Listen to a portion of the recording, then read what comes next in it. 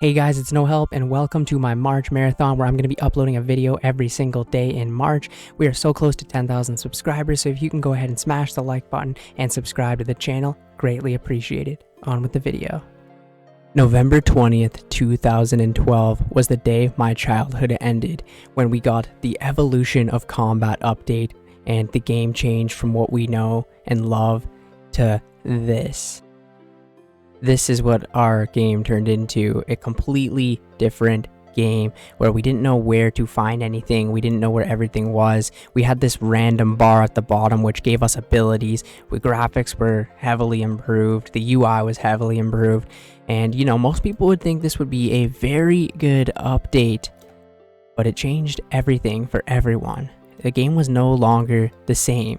The combat was completely changed and we didn't know where to do anything or to find anything. It's like the game was in a different dimension and everything looked different, felt different, and it was just not the same game anymore.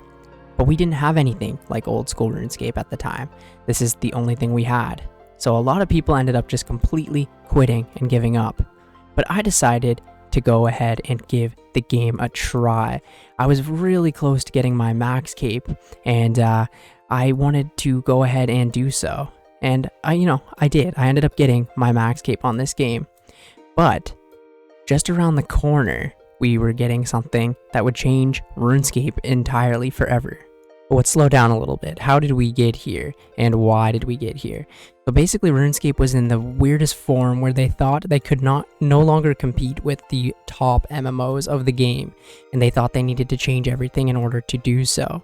And they thought the thing that needed to be improved the most was the combat. Because the combat in RuneScape is very boring and very simple. You just basically click something and then you go ahead and that's it. The only real thing that you have to look out for is prayers, and even so with doing prayers, it's really not too difficult and it's very basic and very simple. But we all liked this. The only people that didn't thought it was Jagex, and that's the only reason they wanted to change the entire game in a whole. We did not like this though. They thought that we would get used to it, but the players just kept dropping and dropping and dropping, like the US stock market this year. And honestly, it made a pretty big difference. When I was playing the game, every area would be completely empty, and there would be just nobody in any of the areas of the game. Slayer areas were completely gone. Like you could go to the Living Rock Caverns and there'd be nobody there. The Grand Exchange had a couple people in it, but that was pretty much it. And we had no other alternatives until this private server came out. Introducing 2006scape. This was supposed to be a old version of RuneScape, and it had so many people signing up for it, and everyone was super excited about this private server. It blew crazy numbers. It just did everything that Jagex wasn't doing, and it was getting more views and more signups and things like that than Jagex themselves. And people were excited because they wanted the old combat back. They wanted just the old RuneScape back. And RuneScape, they needed to realize that we loved this, we love the game for the game. We don't care about the graphics, we just like the simplicity of the game, the grind that the game takes, and RuneScape was headed in the direction where you could get millions of XP an hour, and it wasn't the same game anymore. And then with the change of the combat, it really wasn't the same game anymore. So 2006scape was very popularized, and then eventually shut down by Jagex. And people were mad. A lot of people were mad. And basically, this one guy named So Wrecked, he was an old YouTube channel, started this petition up, and so many people wanted it, and so many people signed it.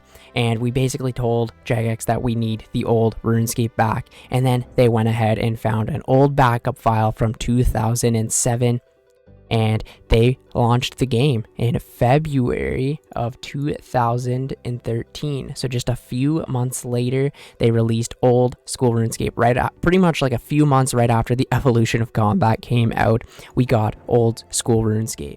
Now, I'm not trying to be biased. I do like old school RuneScape way better than RuneScape 3, but very, very quickly, they thought the game was going to die out. It would be a fun project for 6 months, and then the game would be completely done. But no, the game is going stronger than ever, growing. Today, they have a whole development team on the game now, and it has 5 times the player base of RuneScape 3, and it's continuing to grow. With every company, there's going to be ups and downs, and every game, especially businesses and things like that, there's going to be ups and downs. There's going to be tons of bad updates that people don't like, and that's the cool part about an MMO, is that it's a live game that they can go ahead and change. It's not one of those Xbox games where they release a CD and then once the game's out, that's it. There's no more updates and stuff like that. It's really cool that they can do stuff like this with an MMO, and they can really quickly go ahead and change whatever they want. In just a couple of months, everyone started playing a brand new game, a fresh account, and ever since old school RuneScape's come out, there's been so many good updates like Ironman mode and just different types of game modes that just overall made the game so much better.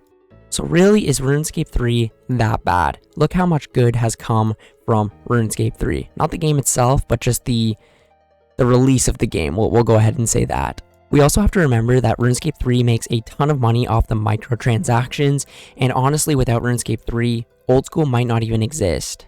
Even with it having 5 times more players, RuneScape 3 makes all the money off the microtransactions, and it makes the company a lot of money. And then there's also tons of people that like playing RuneScape 3, and honestly, that's fine by me. I think it's actually a really, really good game.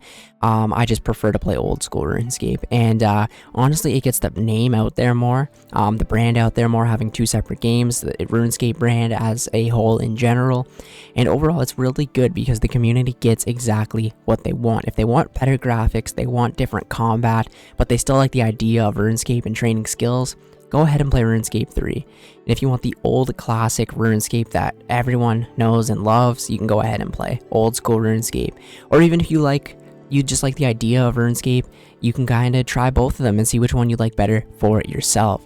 So honestly, RuneScape 3 was not a mistake.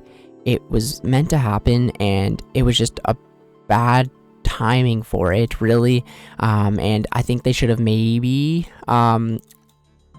tested it more with the community and made sure that's what we wanted, and maybe had a vote. You know how we have the votes on old school RuneScape? If they had a vote for that, I can guarantee you it wouldn't have passed. But the thing is, they learned from their mistake, and now they're going to be going as hard as they can and trying to make both of the games better, and they've implemented tons of cool things in both of the games that have been for the better now, and now they realize what the community wants, and they're going to be putting the community first. Both games have their own beauty, and they both have charm to them, and if I had time, I would definitely play both of them, and I honestly did for a little while. I played both old school RuneScape and RuneScape 3 at the same time, and RuneScape 3 has a brand new skill called archaeology, which I've never trained, and I would be kind of curious to train that and figure out what that is all about.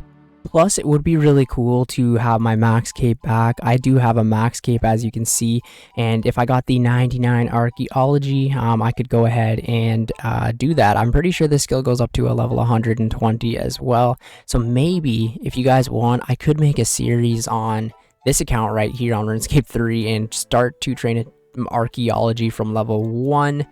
I don't think I'd ever go sweaty on this account again and go for like 200 mils and stuff like that. I have gotten a couple 200 mils on this account and stuff like that, but I don't think I'd ever do something like that again. But who knows if we ended up getting back into this account. One other thing that I would love to do on this account one day is do all of the quests. As you can see, I only have 184 quest points, so there's a ton of quests that we could go ahead and do, and I think that could be a lot of fun too. Yeah, I just want you guys to know I do not hate RuneScape 3, and I'm really glad that it came out, because without RuneScape 3, we wouldn't have old school RuneScape. Anyways, thank you guys so much for watching the video today, and if you did like the whole video, smash the like button. If we do get 100 likes and enough support for it, I will train archaeology to 99. Anyways, thank you guys so much, and I will catch you in the next one. See ya later.